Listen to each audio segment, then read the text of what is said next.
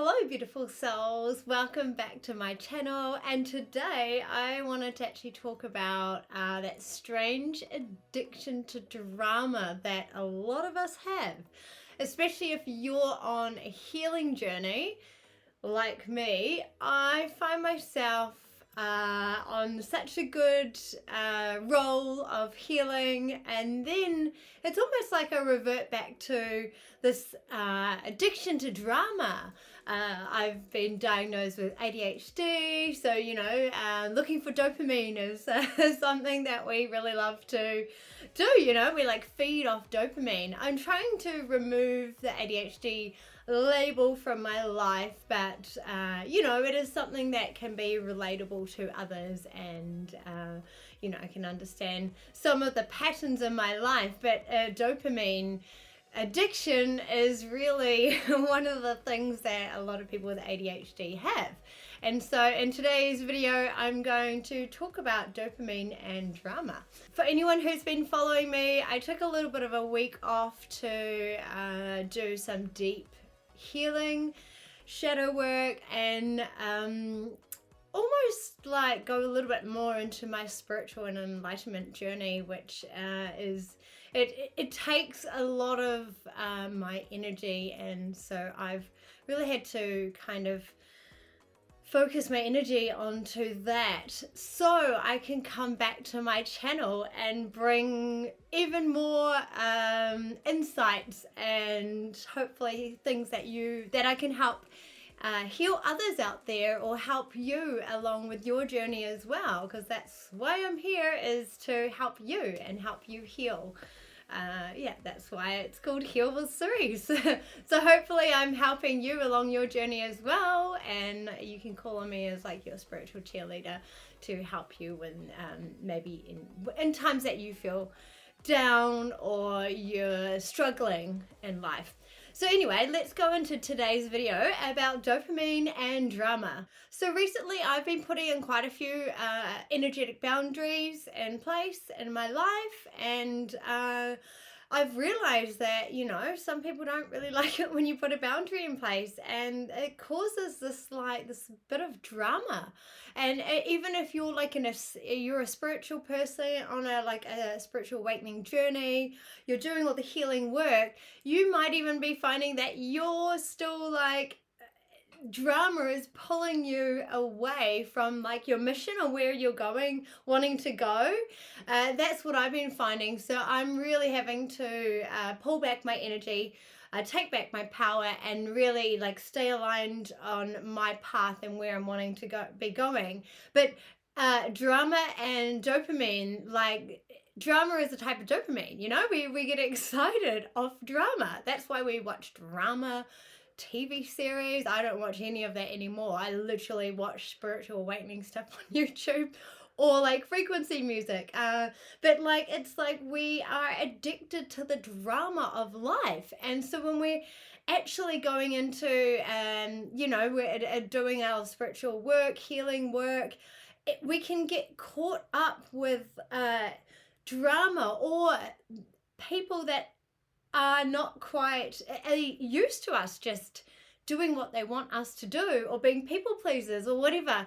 Then they sort of feed off this, and they're like, no, hang on, I'm going to throw some drama at you to reel you back in. And so this is where you have to be really strong and put really strong boundaries in place.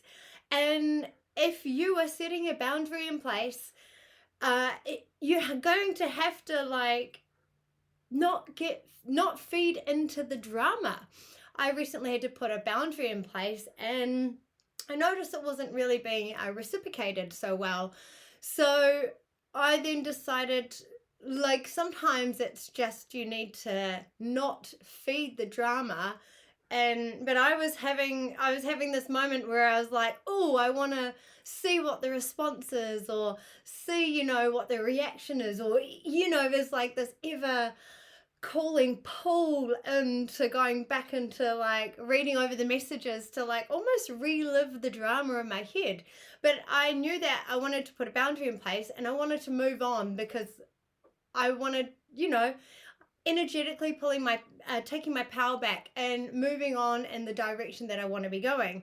So this feeling arising in me, going like, oh, but what what have they said, or wanting to know the outcome, is actually us wanting to, it's like fighting for that little bit of dopamine. Like we get a dopamine kick off the drama, or off the reply, or off what are they going to say back to me. And so this is where really being aware, and I've turned to journaling, and kind of like journaling what I've learned about this, and what I'm not wanting to repeat, on what the type of people I want to attract in my life moving forward, and how I can, and what they energetically feel like, and how they respect my boundaries, I respect their boundaries. Duality, we there's no like right or wrong, we accept each other, and there's like not this judgment. So I had to do like a big journaling session of the type of energy I really want to attract into my life, and the energy that I want to release from my life. So if you're going through something similar, make sure you like and subscribe, because I'm going to be going into more like things that you can do to pull back your energy, some meditations for you to cord cutting, if you've ever had to cut someone out, or you've had to release someone and let them go. I really highly suggest you do a cord cutting meditation, which I'll be going through one of those as well. But this is where we've got to like release the drama, release the need to constantly check in and see what they've said back to us. Or, if you've made a firm boundary, and you know where you want to be going in life, you need to stick with that and listen to your gut, listen to your intuition. It is telling you if there's like alarm bells going off, someone is feeling energetically draining or just not right for you. You need to listen to that. You do not have to give them a detailed explanation of why, because your why is all that matters to you. Sometimes people want to know why and this and how, and basically they want an explanation from you, because they want to like almost engage in more drama and come back with like a fight, or come back with like more stuff that you have to explain, which the people-pleasing side in you would do that before. But now you're creating strong healthy boundaries, standing in your power, and you're not giving them that anymore. You're staying true to yourself, you're staying true to your gut feelings, and you know who is energetically right in your life and who is not. And so you can put these strong boundaries in place, and know that wanting to engage more in this connection is not technically cutting it off. It's still leaving the cord open. So you really want to cut that energetic tie-in cord, release their energy back to them, do the cord cutting exercises, and take your power back. And you're just wanting to move on with your life, and ask for the right connections and the right people to come into your life, and know that the universe has got your back, and they're going to help you find these connections and allow these connections into your life. I'm slowly getting more of the right connections come into my life, the more of this work that I do. So just if you are on a similar journey, know that the right connections will be coming. There is like a lonely void stage of feeling like you've got no one, but just know that there are people out there on the same journey as you. You do have people out there. You've got me as well. I understand. And so that the right people will be coming into your life. Just you need to make space to allow for the new connections to come in, right? If there's no space, if your like energetic cords are all taken, like it's really hard for you to bring in the right connections. So yeah, today is just really about you coming into your power, cutting out anyone that is energetically draining and is you're just feeling intuitively is not right for you in your life right now. And just come back to you and know that you're not alone. You are not alone, and I'm going to help you. I'm going to put more content here. I've been doing a lot of work and I've got a lot of stuff that I want to come and share with you guys now. So yeah, I'd love to have you on board if you're not already subscribed, and so I can hopefully help you at the same time as living through this journey myself as well. And just remember, if you've had a life where like things have always been quite like full on or full of drama, like that's basically been my life, we can be searching for these little drama hits. It gives us like a little chemical high in our body, and so actually releasing this drama, releasing these patterns, and releasing this like a need for this chemical high fueled with drama can be a really lonely and hard process. But that loneliness and that almost a feeling of like depression, but I don't want to call it depression. It's really you just coming back and connecting with your body and becoming one, so you can then bring in the right connections.